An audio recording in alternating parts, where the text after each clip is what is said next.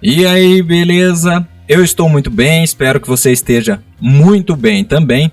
E seja muito bem-vindo e bem-vinda a mais um vídeo aqui no canal Celia Cozinha. Hoje, um vídeo bastante diferente, não é um pouco diferente não. É um vídeo informativo, mas como você pode ver, bem num formato podcast. Tanto que eu já tinha a ideia de fazer esse tipo de vídeo e resolvi batizar esse quadro como Celia Cocast Show.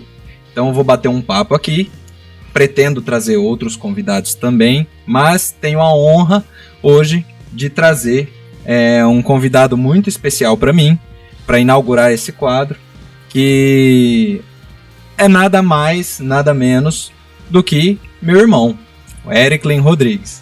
Beleza? Então, antes de começar de fato a bater um papo aqui, conversar um pouco, quero pedir para você, mais uma vez, como todo vídeo eu peço para o pessoal, se inscreve no canal, ativa o sininho das notificações para não perder nenhum tipo de vídeo, porque eu sempre trago aqui receitas, vídeos informativos, e agora esse quadro novo, que é o Celia Cocast.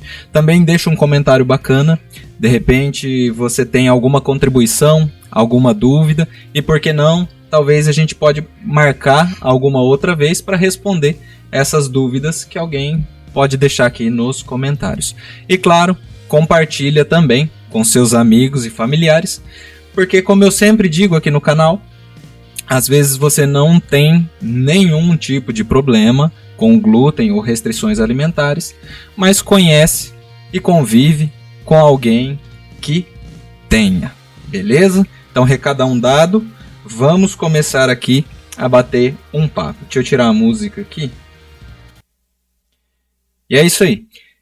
Eu comecei brevemente, apresentando, é meu irmão que está aqui, o Ericlen. Conheço bastante sobre ele, porque é meu irmão, mas eu quero que ele se apresente brevemente para que você também possa conhecer e a gente dá andamento na conversa. E eu até falo se apresentar brevemente, porque ele tem um currículo que a gente poderia fazer um podcast só para falar do currículo. Mas se apresente, por gentileza. Bom, a honra para começar é toda minha, tá? Ainda mais de iniciar esse quadro aqui. Muito obrigado mesmo pelo convite. E, bom, como você já disse, meu nome é Ericlen. O que eu posso dizer sobre mim? Eu sou curioso, eu sou comilão, eu adoro café. Mas somado a isso, eu também sou psicólogo clínico, de orientação analítica junguiana. Aí, bom, já que você mencionou de questão de currículo, eu também já me aventurei ali pelas áreas da administração, caminhei pela filosofia, pela sociologia, pela pedagogia, enfim. Mas a minha atuação hoje é dedicada ao atendimento psicoterapêutico clínico. Quando você fala de junguiano,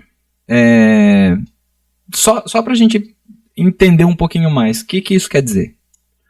Bom, junguiano, por causa do precursor dessa abordagem, a psicologia analítica. Carl Gustav Jung foi um psiquiatra suíço, e que, para quem já ouviu falar de psicanálise e também de Sigmund Freud, ele estudou com Freud, ele foi discípulo do Freud, na verdade, até um determinado período em que ele se desvinculou ali da psicanálise para estabelecer as próprias perspectivas dele sobre a psique, acabou fazendo um rompimento ali e foi fundada a chamada psicologia complexa, ou psicologia analítica, psicologia junguiana, por conta do nome dele, e que assim, tal como a psicanálise, ela vai acabar englobando aspectos que se relacionam com o inconsciente, só que um pouco mais profundo, eu acho, no sentido de que ele abrange tanto o inconsciente pessoal quanto o inconsciente coletivo. Não vou entrar em pormenores aqui muito técnicos, mas assim, a gente acaba fazendo muito uso de ferramentas aí deixadas pela humanidade em toda a sua história, como a arte, a mitologia, a religião, o símbolo, né? Muita coisa dessa esfera. Entendi. Eu fiz esse convite, né? Até o primeiro vídeo. O primeiro vídeo não, a primeira vez que eu pensei em fazer um vídeo nesse formato assim de podcast. Eu acompanho bastante, eu assisto bastante podcast. E a primeira ideia de fazer um podcast foi justamente com você. Não à toa que você foi o primeiro convidado, porque o que a gente vai tratar aqui hoje, deixa eu até colocar na tela, a importância que a gente necessita enxergar do acompanhamento psicológico ali nas questões de restrições alimentares. Claro que em todas as questões da vida, eu acredito que seja importante o acompanhamento psicológico ali, não somente relacionado a traumas e tudo mais, mas talvez eu percebo, não sei se é uma percepção que eu tenho, que talvez no caso de restrições alimentares pode ser que seja um pouquinho negligenciado. Então a gente vai bater um papo descontraído aqui, mas cheio de informações, claro, a respeito desse assunto. Primeira pergunta assim, que eu quero fazer, no caso, é se você já atendeu algum paciente que veio de traumas relacionados a intolerâncias alimentares, né, restrições alimentares severas. Já sim, né? No caso aqui, o canal ele tem um foco mais na doença celíaca, mas o caso que eu tive contato foi de anorexia. Entendi. É claro que não dá para discorrer sobre esse assunto, mas no caso, a anorexia, basicamente, a pessoa não é essa que seria a palavra, mas pensando assim, de uma forma bem simplória. O ser ali da pessoa que toma conta dela meio que não quer comer. Basicamente seria mais ou menos isso. Sim, não quer ingerir nenhuma caloria, nada, porque ela tem uma distorção com relação ao corpo dela. Né? Entendi. Ela foge do real, ela pode se enxergar com mais peso, mesmo que com peso elevado, não está satisfeito para um padrão disforme, um padrão irreal que ela estabelece, e que, né, muitas vezes ela pode estar numa situação drástica, uma situação assim, vamos utilizar esse termo assim, cadavérica. Então seria quase que o contrário do que o celíaco ou uma pessoa... Porque assim, eu vejo que o celíaco, de repente, ele tem vontade de comer alguma coisa e ele é impedido. Então, basicamente, ele quer comer e não pode. Enquanto que a anorexia, meio que o ser se afasta da comida. Ele não quer comer justamente para não ganhar peso, ali, ganhar entre peso, 1.200 aspas. Assim. Exatamente, aí vai ter muito... vai ter muito da relação dela com o transtorno, né? Como eu digo, assim, né? Já até adiantando alguma coisa aqui, né, que você falou da importância do tratamento psicológico, do tratamento psicoterapêutico, né, no caso de transtornos alimentares, e também, né, como qualquer outra condição, mas então a gente pode estabelecer aqui sintomas, né, sinais que vão acabar entrando dentro de um formato que a gente vai chamar de anorexia, que a gente vai chamar de bulimia, que a gente vai chamar, né, da doença celíaca, enfim, né. Mas o que acontece? Existe uma relação subjetiva da pessoa com aquela doença, com aquele transtorno, com aquela condição. Então, né, vamos pegar o exemplo aqui da doença celíaca.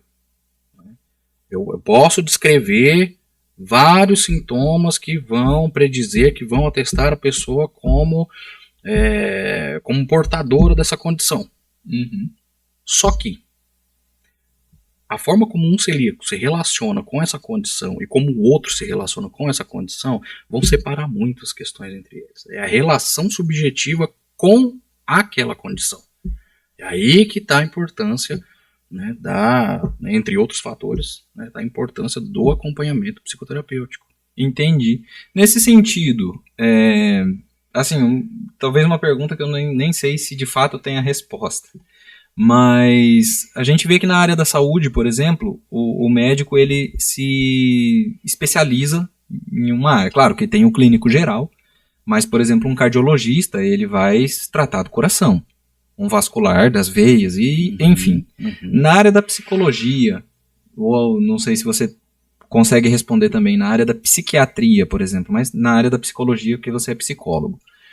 Existe a possibilidade da pessoa se especializar em um determinado trauma, ou essa relação das pessoas com esses traumas meio que impede? Porque são assim, imagino que cada vez seja uma coisa muito diferente.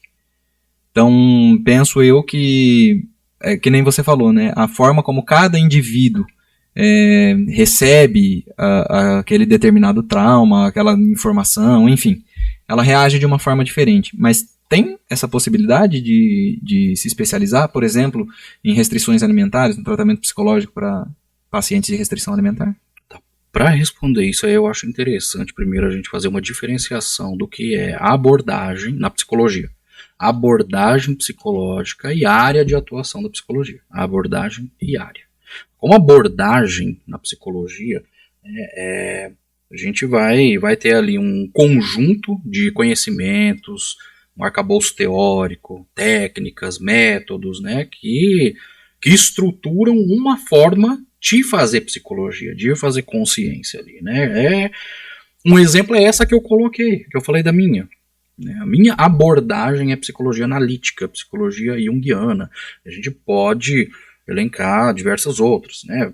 Psicanálise, terapia cognitivo-comportamental, análise do comportamento, psicologia humanista, gestalt terapia, enfim, né? Tem várias abordagens. Agora, diferente disso é a área de atuação, tá? Que é mais o loco onde vai existir a aplicação daquela abordagem, que aí poderia ser, por exemplo, psicologia esportiva, né?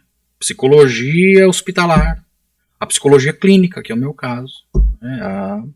Enfim, psicologia escolar, por exemplo. Né? E aí, nesse caso, existe a possibilidade da área da nutrição também, que vem crescendo exponencialmente. Inclusive, cada vez mais a gente vê uma aproximação da nutrição com a psicologia. Inclusive, eu já vi especializações na chamada psiconutrição. Né? Só uma observação. Você acha que isso tem a ver também com a crescente exponencial do mundo fitness? Sim, com certeza. Né? A gente vê essa dualidade assim, né, entre a gente vive num contexto bastante hedonista, né, bastante fácil, né, a gente suprir os prazeres, por exemplo, relacionados à alimentação aqui, né, tudo muito fácil hoje. A gente está vivendo, né, digamos que uma era do iFood, né, mas ao mesmo tempo também tem essa relação com o corpo, que também faz parte da psicologia e da nutrição, né, a relação com o corpo, né, então, assim, para todos os lados a demanda é muito crescente. Entendi. E olha só, até alguns dias atrás, teve, né, no dia 16 de maio, é o Dia Mundial de Conscientização da Doença Celíaca, e a Jaque, né, que é a minha esposa, e a gente foi num evento em comemoração a esse dia. E aí eu tava trocando uma ideia lá com o pessoal também, até vou deixar num cardzinho aqui o vídeo que eu fiz lá. E meio que em off, tava trocando uma ideia com o pessoal, e olha só, né, como que, pensando no lado do alimento em si, sempre foi muito difícil encontrar. Em cidade pequena, como a gente mora aqui, ainda continua sendo difícil. Mas sempre foi muito difícil a gente conseguir achar alimentos sem glúten. Hoje a gente tem uma facilidade, assim, entre aspas, também maior. Claro que em grandes centros, né, em cidades maiores é mais fácil. Mas hoje em alguns mercados a gente tem justamente para o atendimento ao fitness, que durante muito tempo também incriminou o glúten como sendo ele o culpado de tudo. Mas a gente, né, no caso o celíaco em si, quem tem a restrição de fato, acaba tendo que, de certa forma, agradecer essa galera do fitness, porque devido a eles, assim, vamos ser bem honestos, no Brasil, essa crescente do fitness move muito mais coisa do que a galera que é celíaca. Então, se dependesse só dos celíacos para ter essa variedade de alimentos, assim, seria muito mais difícil. Então, a gente acaba agradecendo pelo pessoal do fitness. E aí, no caso da psicologia e do tratamento psicológico, também tem mais um pontinho aí para esse pessoal. Também, né? Eu não sei se é uma ignorância minha, mas assim, por exemplo, quando eu comecei a estudar psicologia, né, há alguns anos, eu não tinha ouvido falar ainda sobre a tal psiconutrição. Mas agora tá ficando, né, tá ficando muito mais evidente, tá aparecendo muito mais. Né? Até porque o pessoal da nutrição tá fazendo um encontro com a galera da psicologia também, né? Tá saindo daquele formato de focar só no aspecto fisiológico, aspecto biológico da nutrição, e entender também que existem fatores psicológicos, emocionais, afetivos por conta de tudo isso, da relação com a comida, da relação com o corpo. Entendi. Voltando num ponto que eu já tinha até mencionado na introdução aqui, né, na abertura do nosso bate-papo, eu vejo que, acho que não só a questão da restrição alimentar, mas eu acredito que o tratamento psicológico ele é um pouco negligenciado. Acho que as pessoas têm um certo preconceito. Mas nesse caso, por exemplo, porque eu vejo que assim, algumas pessoas, ou pelo menos a maioria das pessoas, não os pacientes, claro, porque eu acabo tendo contato nesses eventos com pessoas que são celíacas. Então, não para elas.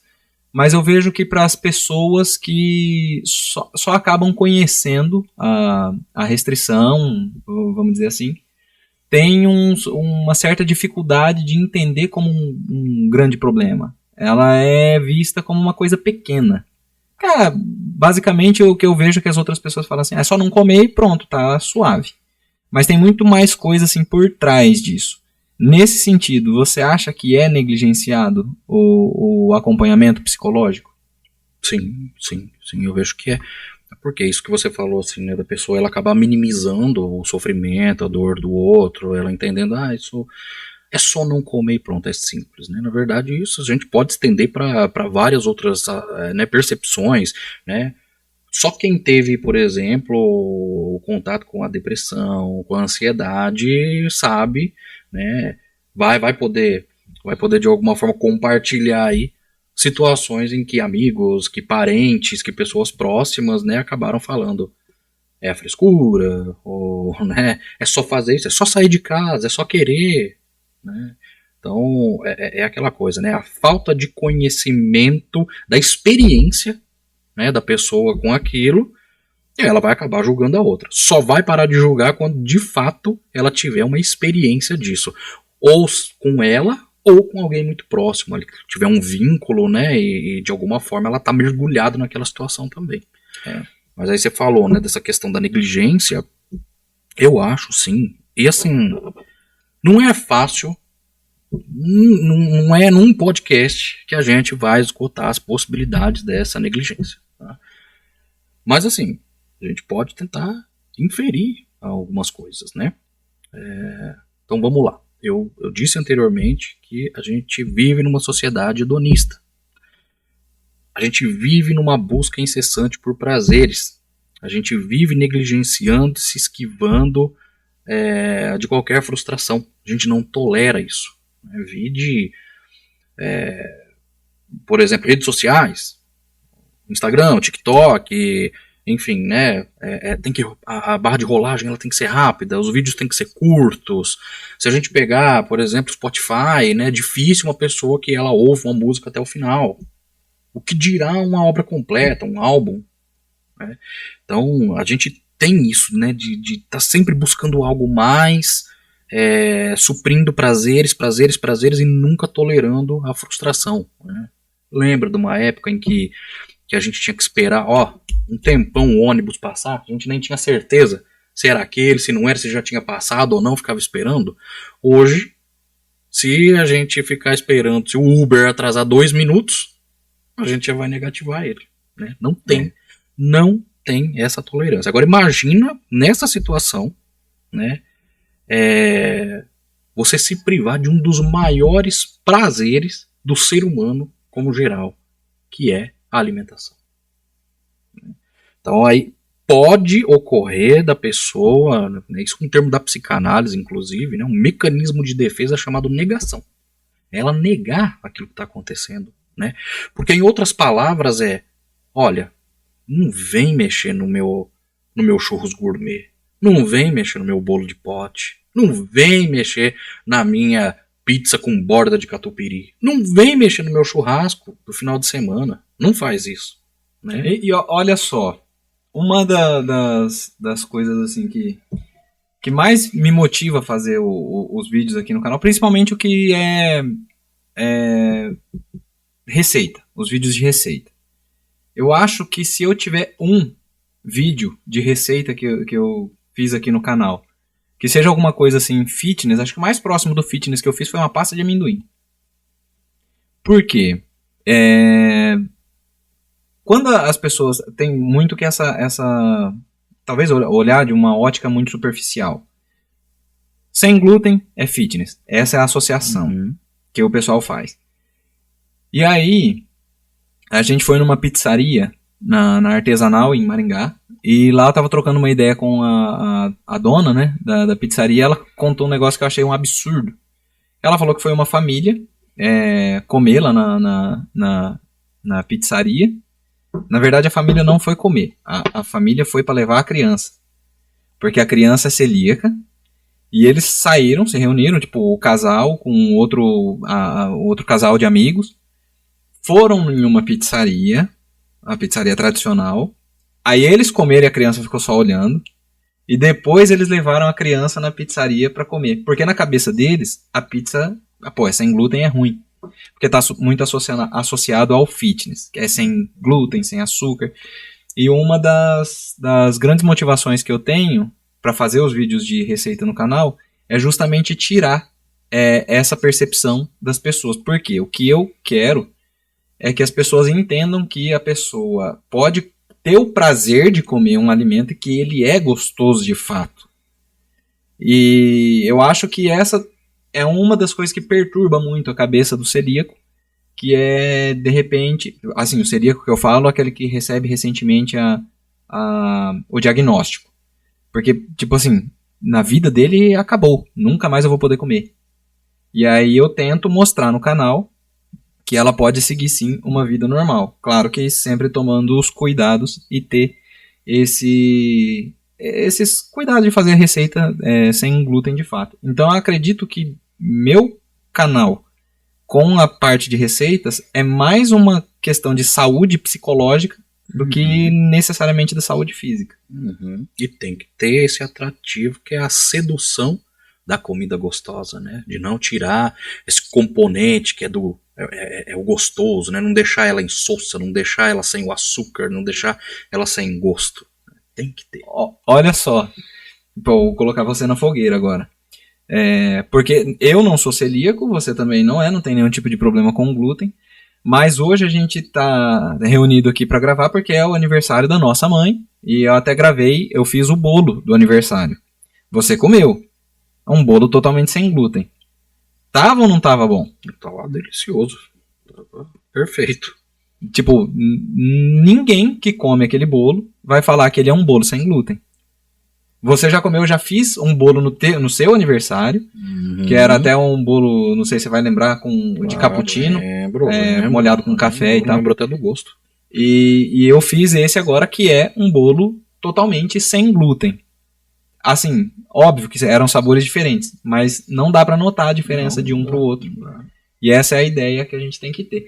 Levando a conversa já para esse lado, qual que é a necessidade que você vê de uma pessoa... Vamos imaginar uma pessoa que já na fase adulta é diagnosticada com a condição celíaca. Então ela tem ali uma lembrança de tudo, que ela tem uma vida inteira comendo os alimentos normais, assim, vamos dizer, tradicionais, né, com farinha de trigo e tal. E de repente ela não pode mais. Qual que é a importância que você vê de já no começo desse diagnóstico, essa pessoa começar um acompanhamento psicológico e até mesmo do médico gastro que faz o diagnóstico sugerir, indicar para a pessoa, fazer um encaminhamento para que essa pessoa faça o tratamento. Porque normalmente o gastro ele manda o paciente já para o nutricionista, para passar ali um cardápio, alguma coisa que... Qual que é a importância que você vê de fato em um indivíduo nessa fase adulta que tem essa dificuldade de ter essa memória de comer tudo, de repente não poder comer mais nada e aí, no caso, ser fundamental esse acompanhamento? A importância é primária, a importância é absoluta, né? Hoje a gente vê mais essa interface, né, da medicina com a psicologia, né, elas sempre caminharam juntas ali, né, mas na prática, muitas vezes a gente, né, como você falou, né, o gastro ele indica o nutricionista, né, que está mais, de alguma forma está mais próximo, né, dele diante de uma visão biomédica, mas acaba, né, esquecendo às vezes de passar para um profissional da psicologia. Hoje a gente vê, né, que esses muros eles estão caindo, né? Mas assim, por que é tão importante? Né, já começar imediatamente com o tratamento. Ali no processo psicoterapêutico, você vai ter, sobretudo, uma consciência de quem é você. Né? No caso ali, falando de um celíaco ou de qualquer outro transtorno alimentar também, né, a pessoa vai ter um conhecimento melhor, gradativo de quem ela é. Com isso, né, vai se gerar uma aceitação integral de quem ela é. Integral no sentido do quê? De tudo que ela tem de qualidade, de tudo que ela tem de pontos fortes, de tudo que ela tem, do que ela vê como positivo, mas de tudo também que são pontos ali não são tão agradáveis, de pontos fracos, de dificuldades, de obstáculos, né? Dela entender isso tudo, entender o que é dela, entender o dinamismo disso tudo, aceitar integralmente quem ela é e após isso, ela poder fazer algo com isso, né? Isso vai proporcionar aí, nesse caso, um relacionamento melhor com uma condição diagnosticada. Tá? No caso do celíaco, por exemplo. Ele vai integrar aquilo, que é uma condição dele agora. Aquilo faz parte dele. Não é ele por completo. Né? A doença celíaca não vai limitar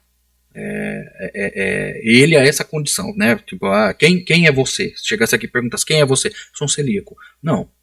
Né? Não vai limitar você a isso. Mas, né, a pessoa vai começar a entender que aquilo é parte dela. Né? Entre todo o arcabouço, entre todo o universo que ela se compõe, essa condição faz parte. E que vai estar interligada com todas as outras esferas da vida dela. Tanto externas a ela, quanto, né, internas. E, de alguma forma, aquilo vai ter que se adaptar. E isso, né, como um sistema, essa parte vai influenciar em todas as outras partes dela. Né? Então, assim, é nesse tratamento, né, que ela vai ter esse conhecimento sobre quem ela é. E também, né, vai haver uma promoção do desenvolvimento de técnicas, né, para aderir ao tratamento mesmo, vai melhorar a relação dela com a mente, com os afetos, com o corpo dela, inclusive, né, vai melhorar as relações interpessoais dela, porque não é só ela ali, não é só ela, por exemplo, é só eu agora, eu tenho a doença celíaca, então, né, só vai ficar restrito a mim. Não, vai ficar restrito muitas vezes à família. Vai ficar restrito a quem está próximo, que vai ter que haver toda uma adequação para aquilo. Né? Então isso acaba se estendendo. Não é só com ela vai melhorar as relações interpessoais. Né? Tem que haver tudo isso. É muito abrangente. Né? Vai lidar de modo mais funcional com as emoções que vão aparecendo no dia a dia. Vai ter essa oscilação muitas vezes. Né? Muitas vezes ela, poxa, eu sou, né? No caso do celíaco, eu sou celíaco mesmo. Nossa, que beleza, que orgulho disso, né? Tem um selo em mim. No outro dia vai ser um saco. No outro dia vai ser horrível. No outro dia ela vai se sentir assim, poxa, mas por que comigo? Por que tá todo mundo às vezes lá, né, não tendo essas limitações para comer e eu tenho que levar minha marmitinha separada. Eu tenho que levar os meus talheres separados. Por que só eu? Então vai haver uma irritação, vai ter toda essa oscilação, né? Vai suscitar um monte de emoções diferentes. E a psicoterapia vai ajudar também a lidar com tudo isso, né? Vai, assim, modificar o sistema de crenças associados ao desenvolvimento e à manutenção do transtorno alimentar. Duas coisas que eu achei bacana. Primeiro que você falou, no caso, condição celíaca. Tudo que você falou condição celíaca. E eu, particularmente, eu gosto muito de usar esse termo condição. Porque, apesar de ser uma doença autoimune, ela não tem cura. Tratamento é você não poder comer. Então eu acho que é muito mais leve você falar que tem uma condição celíaca do que uma doença celíaca. Acho que doença celíaca é uma palavra pesada. Então eu sempre gosto de tratar como condição. E outra coisa que você falou no caso de abranger ali para a família e para quem está próximo. Nesse evento que a gente foi em Maringá, do Dia Mundial de Conscientização da Doença Celíaca, eu conversei com uma moça, até ela falou no vídeo, ela chama Suelen, muita gente boa, diga-se de passagem. E aí, antes de gravar com ela, eu falei assim, né, eu não sou celíaco, quem é minha esposa? Ela falou, então você é. Falei, não, eu não sou, é ela que é. Não, você é. Você vive como uma. Perfeito. E até por isso que eu acabo levantando essa bandeira. E outra coisa, a respeito também dos familiares.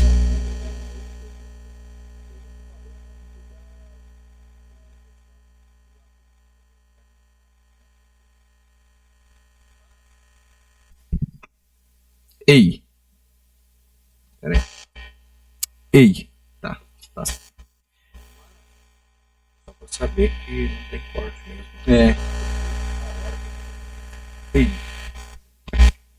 Alguma... Aí, agora... Ei. Aí, agora foi. Mas o que eu vinha falando. A gente falou sobre o adulto diagnosticado como celíaco. Uhum. Entretanto,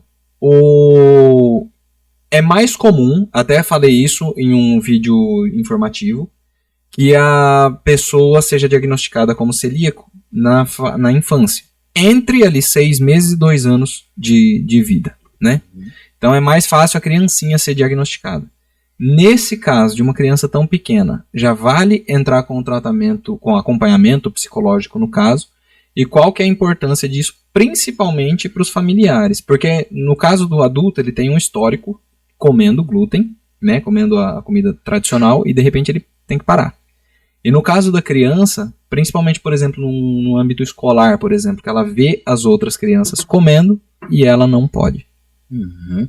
Tá, aí vai depender muito da fase da criança, vai depender muito da idade, né? Você falou assim, a possibilidade, né, da identificação, né, da condição celíaca desde os 6 meses, você falou? 6 meses? De 6 meses a 2 anos é a fase mais comum de diagnosticar. Muito bem. No caso de 6 meses ali, né, o tratamento psicoterapêutico ele vai ter que ser direcionado aos tutores, aos responsáveis, aos pais ali, né? Não exatamente para a criança, porque ela não tem condições, ela não tem cognição, ela não tem linguagem suficiente ainda, né? Não tem nada para nenhum parâmetro, não tem nada para comparar, né? Agora, né? Vamos já pensar ali numa criança maior, uma criança que já tem condições de entender, né, já tá vendo os coleguinhas, vendo os amiguinhos, né, comendo uma coisa ou outra, e que ela não pode, né, então aí já fica mais difícil. Ok, é interessante sim, já quando tiver a possibilidade, quando, né, a criança ela já tiver mais consciência, já tiver uma linguagem, né, bem desenvolvida, já tiver um nível de socialização, de levar, né, pode ser aí 5 anos, 6 anos, é interessante já levar, mas nunca esquecer dos familiares também. Eu acho é muito importante. Aí no caso, por exemplo, de ser um bebê, é importante esse acompanhamento psicoterapêutico dos responsáveis, né? Por quê? Qual que é a dificuldade ali de desse tratamento, desse manejo com a criança. Você não vai chegar, você não vai simplesmente falar para ela, você não vai conquistar ela num argumento, simplesmente, né, utilizando uma percepção racional, explicando para ela qual que o que pode, as consequências da ingestão do glúten no corpo dele. Não adianta, não adianta. Ela simplesmente vai olhar para um amiguinho e falar, ele tá comendo, eu quero também. Sim. Ali é uma questão afetiva, é uma questão emocional, uma questão de pulsão. E aí, como que você tem manejo disso para uma criança? No ambiente familiar. Na cultura familiar. Então, assim, como que a criança aprende sobre tudo? Pega um bebezinho, né? Como que ela vai aprendendo? O bebezinho tem uma criança. Quem é pai, quem é mãe aí, vai saber identificar, falar assim, olha, meu filhinho, minha filhinha, tá com 5 anos, tá com 6 anos, quer fazer igual eu, quer passar maquiagem, quer vestir meu sapato, quer vestir minha roupa, quer brincar, o menino, eu quero fazer igual meu pai, quero trabalhar igual meu pai, né? Vai observando que desde sempre, como é que o ser humano vai se desenvolvendo desde bebê, imitando. Nós aprendemos, nós nos desenvolvemos pela chamada aprendizagem vicariante. É imitando, é copiando, é vendo o comportamento do outro, né, daquelas figuras que são parâmetros pra gente, normalmente o pai e a mãe, né, e a gente quer copiar. O bebezinho ele vai aprendendo como? Ele vai, os gestos, a fala, ele vai aprendendo, observando e imitando. Então, como é que fica quando os pais, eles querem que o filho, que a filha, criança, ele, né, vai aderir a uma dieta restritiva, como é o caso, né, dos celíacos, se eles não fazem isso? Entendi.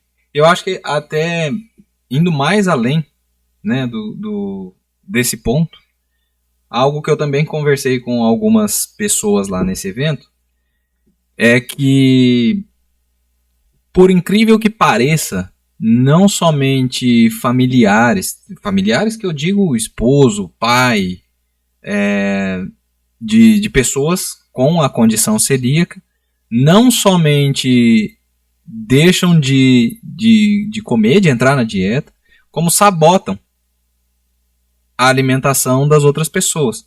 Porque o celíaco ele não pode ter contaminação cruzada. Que no caso, usou uma panela, passou algum alimento, e a pessoa não abre mão de comer por exemplo, o pãozinho. E a pessoa tasca lá o pão na mesa e acaba causando algum tipo de prejuízo físico já mesmo, na saúde física das pessoas. Então, acho que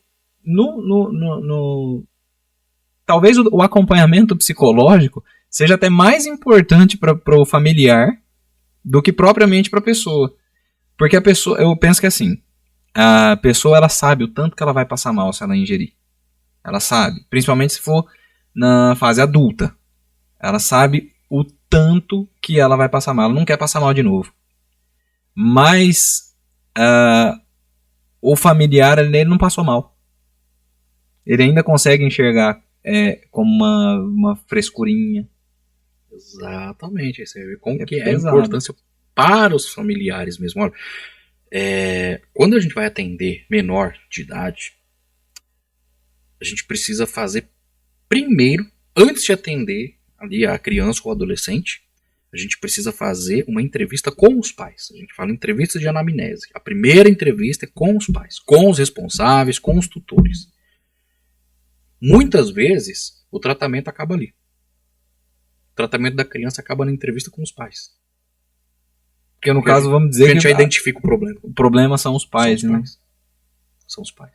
E aí é a mesma coisa, né? Se eu quero que o meu filho seja estudioso, o mínimo que eu tenho que fazer é estudar. É estudar. Mostrar pra ele que eu tô estudando. Mostrar pra ele que eu tô estudando. Se eu quero ter uma alimentação se eu quero que meu filho tenha uma alimentação saudável, não adianta eu comer só a gordura da picanha, por exemplo, e querer que meu filho coma um pedaço de brócolis. Exatamente. Basicamente seria isso. Exatamente, tem que viver. É a estrutura da família, é a estrutura do lugar. Acho que principalmente no caso da criança, tudo muito que se resume no ambiente familiar, na estrutura familiar. Totalmente. Né? Porque como você falou, a criança ela aprende copiando. Totalmente. Né? A gente que é adulto às vezes aprende copiando os outros também.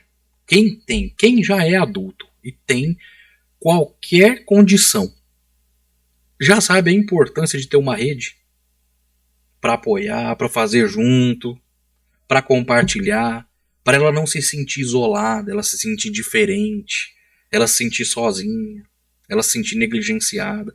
Agora imagina tudo isso para uma criança, que ela não tem ainda condições de poder racionalizar sobre isso, que ela é movida quase que inteiramente pelo afeto, por emoções. Entendi. É pesado, né? Assim, é pesado saber que é tão negligenciado assim quem tá ao entorno da pessoa ali que é assim, que tem o problema, vamos falar assim. E as pessoas não dão tanta importância. Agora já meio que partindo pros finalmente da pauta que eu tinha montado aqui, uma coisa que me chama atenção, até porque eu já vi pessoas que passaram por isso, e que talvez o acompanhamento psicológico, acredito que tenha vertentes e vertentes, talvez um psicólogo possa pensar de alguma forma, mas eu queria saber a sua opinião sobre isso. Imagina assim, uma pessoa vai num gastro e é diagnosticado como celíaco. Começa o tratamento e tal, e se desenrola ali com esse tratamento. Começa a se sentir bem, mas obviamente o celíaco ele tem que abrir mão do glúten, ele não pode comer. O único tratamento que ele tem é a dieta. E aí dá um estalo na cabeça dele e fala assim, vou procurar a opinião de outro gastro. E aí o outro gastro meio que coloca em dúvida se a pessoa de fato é ou não celíaca. E aí começa meio que fazer um tratamento diferente. E vou mais além, citando algo que seja bem específico. Uma das coisas que o outro médico, né, vamos colocar assim, fala assim, você tem certeza se você é celíaco? Você já experimentou comer glúten de novo? Faz o seguinte, vai e come pão. Aí se você passar mal, beleza, se você não passar mal... Então qual que é eu percebo que assim, a Jaque, né, que é a minha esposa, ela começou a fazer o tratamento com uma gastro, não vou citar o nome porque eu não sei se ela não tem permissão dela, né? Mas ela, pelo que eu vejo, ela vive a doença, assim, ela vive que eu digo assim, para ela tudo ela enxerga, assim, ela estuda de fato a fundo. Tanto é que quando, eu acho que não foi à toa, quando o médico que atendeu ela no pronto-socorro, quando ela passou mal, eu acho que ele já desconfiou e ligou pra essa médica. Falou, eu preciso, tipo assim, 10h30 da noite, ele simplesmente pegou o telefone e ligou, ô, fulana, tudo bem? Como é que você tá? Que eu preciso de uma endoscopia com urgência amanhã. Isso 10h30 da noite, 7 horas da manhã ela tava fazendo a endoscopia com essa médica. E de você conversar com ela, quando ela me chamou pra conversar, nitidamente dá pra ver que ela vive isso. A vida dela é estudar e cuidar da condição celíaca. Então como que você vê essa questão da pessoa tem um tratamento com um médico assim, e de repente quer meio que achar uma brecha, fala, vai que eu não sou e posso comer de novo e tentar ir para outro médico? Complicado, isso é bem complicado, tá? Porque... Não que eu tenha que eu queira colocar você na fogueira, mas assim, uma questão tudo bem, pode perguntar sem problemas, né? Mas é que muitas vezes não vai dar pra, né, não vai dar numa resposta só, numa resposta curta, não vai dar pra abranger tudo, né? Mas a gente realmente pode tentar inferir algumas coisas aqui. Primeiro a gente pode falar sobre o comportamento, né, ali da pessoa acometida pela condição, e a gente pode remeter ao que eu já falei da negação. A pessoa, ela não tá feliz, ela não tá, é sofrido demais, é muito penoso, é muito difícil você lidar com o manejo desse transtorno, seja ele o celíaco, seja ele qual for, tá? É muito difícil. E aí ela quer de alguma forma, né, negar isso, se enganar, sair dessa condição. Aí fica naquela, né, eu vou aqui nesse gastro. Ele fala, olha, você tem o transtorno. Tá, eu vou nesse outro gastro. Você tem o transtorno. Vou no terceiro, você tem o transtorno. Vou no quarto, você tem o transtorno. Basicamente o que ela tá tentando é achar a resposta que ela quer ouvir. Vou no quinto, eu acho que você não tem. Viu? Eu sabia que eu não tinha. Entendi. O pior é que, pensando na saúde física, talvez todo o tratamento que ela já vinha fazendo foi por água abaixo, por exemplo, se ela começar. E talvez, eu penso que assim, imagina que a pessoa, assim, pensando no pior cenário possível, a pessoa ela tem essa questão da negação, ela vem fazendo o tratamento, não está contente porque ela não pode comer as coisas. Uhum. Aí ela vai e faz o que o que o outro médico falou, né? Vou comer o glúten então. E aí ela passa mal. Na cabeça dessa pessoa, penso eu que ela criou aquela expectativa. Não sou celíaca. Aí ela come e passa mal. Pum. Aí é celíaco. Talvez o trauma psicológico fica ainda maior, não é? Claro. Você fala, né? Aí a gente pode até puxar um pouco da psicologia comportamental. Você emparelha uma coisa com outra, né? Você teve um momento, comi aquilo, passei mal pra caramba, não quero nem chegar próximo mais. Aí você vai para um outro extremo. E falando de outro extremo, aí eu acho interessante a gente abranger mais uma possibilidade também, né? Eu falei aí, olha como que é complexa a questão psicológica, a questão comportamental. Eu falei, né, da pessoa aí que às vezes está difícil, ela não quer, porque ela está sendo, de alguma forma, ela está se restringindo muito aos prazeres dela. E aí ela quer, de alguma forma, ela fugir disso, ela quer forçar um diagnóstico que anule todos aqueles diagnósticos anteriores, né, que atribuíram a ela essa condição. Forçado. Pode ter um outro extremo disso. Que é a pessoa que, né, vamos imaginar essa hipótese aqui. Chega um médico e fala, olha, talvez você tenha tal transtorno.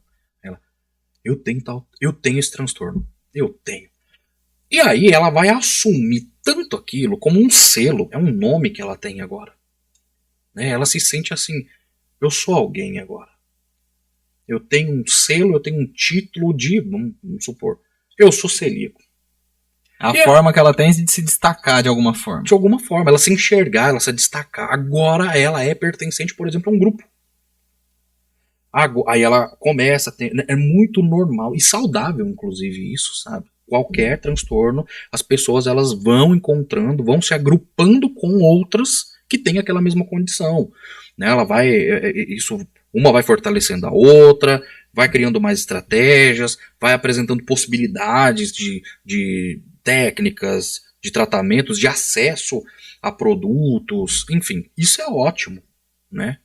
Só que, o que acontece? Nós, como seres gregários, né, o ser humano é um animal social, então ele precisa estar em grupos, ele precisa se sentir pertencente. A gente vê isso acontecendo desde adolescente, viver em bando. Então, sim, a pessoa ela pode ser muito bem seduzida por isso de, agora eu tenho esse título, agora eu pertenço a esse grupo. E aí, né, ela se inseriu dessa forma, às vezes sem uma suficiência de diagnósticos, né, de testes que ia diagnosticar aquela condição. E aí ela vai, né, de alguma forma, ela comi um negócio aqui e não passei mal. Talvez o que aquele médico ele colocou como uma possibilidade não é. Ela não quer largar esse título. Ela não quer. Aí é sofrível para ela porque ela fala, não, eu quero ter esse transtorno. Agora eu me enxerguei, agora eu tenho meus amigos, eu tenho meu bando, eu tenho minha identidade, eu tenho meu título. Vocês vão querer tirar isso de mim? De jeito nenhum. E o duro é que mesmo assim, eu penso que nesse caso, a pessoa ela pode continuar frequentando. Pode continuar. Frequentando e ajudando. E ajudando. Talvez é o sentimento de perda. É o sentimento de perda. Que aí, por exemplo, a gente tem na psicologia, a gente chama de ganho secundário. O que é o ganho secundário? Quando você identifica uma situação de sofrimento na pessoa, mas de alguma forma ela não quer abandonar aquilo porque ela tem um ganho com isso. Vamos supor, uma pessoa que sofre muito. Ela sofre por algum motivo qualquer. E você fala assim, caramba, mas essa pessoa ela só reclama, ela sofre desse jeito, só reclama, mas ela não tenta se esforçar para sair dessa condição. Às vezes não estou falando de uma questão de um transtorno alimentar, mas qualquer outra situação, né? Você fala, por que ela não sai? Porque ela tem um ganho com isso. Porque às vezes ela falando desse sofrimento dela, alguém vai chegar, conversar com ela e ter pena dela. E dar atenção. Aquela bajulaçãozinha. Aquela assim, bajulação. E ela fala, o quê? Eu não quero perder isso. Eu não quero perder isso não. Entendi. É o ganho secundário. Entendi. Pô, bacana. Eu acho que da minha pauta aqui, acho que a gente falou tudo, né? Que a gente tinha pra falar. Tem mais alguma coisa assim que você gostaria de observar? Eu acho que foi bem descontraído, bem bacana e foi muita informação relevante.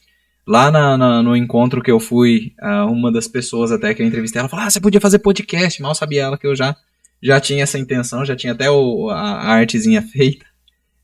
Então, acho que foi muito bacana. Tem alguma coisa que você queira complementar? Alguma coisa assim? Não, só realmente gostaria de frisar mais a importância de procurar ajuda psicoterapêutica, né? Não só aí na questão dos transtornos alimentares, né? Mas já que aqui é o tema, já que a gente está falando disso, né? Então, se você tiver, busca prontamente já pensando nisso, claro, já pedi aqui a sua permissão. Se você quiser, eu posso colocar até quem assistir, de repente, e ajudar a divulgar. Eu peço realmente que compartilhem o link, porque mesmo, eu acredito assim, né, que a gente falou bastante de assuntos, claro que relacionados às restrições alimentares, mas a gente falou muito, a gente não, você no caso, da psicologia e a importância da psicologia em si. Então, quem, no caso, puder compartilhar, mesmo que não seja com pessoas que tenham algum tipo de restrição, mas que tenha qualquer outro tipo de necessidade de acompanhamento psicológico, vamos colocar assim, eu deixo o seu contato na descrição, deixo o telefone, e aí o pessoal consegue, de repente, entrar em contato, porque você atende de forma online também, né? Eu atendo online, eu atendo presencial na cidade de Maringá, no Paraná. Mas atendo online para todo o Brasil, também até fora do Brasil. Então, claro, eu agradeço, inclusive, pode deixar o meu contato aí no Instagram, tudo. O meu contato WhatsApp, né? Quem quiser pode falar comigo, pode me chamar. E realmente, para qualquer demanda, tá? Seja de ordem afetiva, relacionamento, né? Questão profissional, questões aí, né? Alimentares, ou mesmo para autoconhecimento. Perfeito. Então, acho que é isso. Mais uma vez, eu vou pedir para você, claro, se inscreva no canal, ative as notificações para não perder. Esse foi só o primeiro episódio aqui do CelíacoCast Show. Não sei com que frequência que eu vou conseguir trazer algum convidado, né, alguém aqui. Mas eu quero fazer mais. Esse foi o primeiro. Até peço desculpa se teve alguma falha, alguma coisa nesse sentido, mas quero fazer mais, então se inscreva e ativa o sininho para não perder nenhum dos próximos vídeos. Também, como vou refalar, né, frisar aqui mais uma vez, deixa nos comentários se você tem alguma contribuição, porque, como eu sempre digo, quero que o canal seja um fluxo de informações, quero que as pessoas comentem, até para se ajudar, de repente a pessoa poder falar sobre alguma experiência que ela teve, deixar aqui realmente a sua contribuição e também compartilhar aí com as pessoas. acho que seja isso. Só tenho a agradecer muito pela disponibilização de trazer você aqui, de você estar aqui e fazer esse bate-papo que foi tão bacana e cheio de informações. Então, acho que é isso. Eu que agradeço, a honra mais uma vez é toda minha. Imagina, pretendo mais trazer você mais vezes, claro, conforme for surgindo outros assuntos e a gente tiver a possibilidade. Então é isso, esse foi o vídeo de hoje, bem numa pegada podcast. Espero que você tenha curtido, que você tenha gostado muito. É isso, até o próximo e tchau.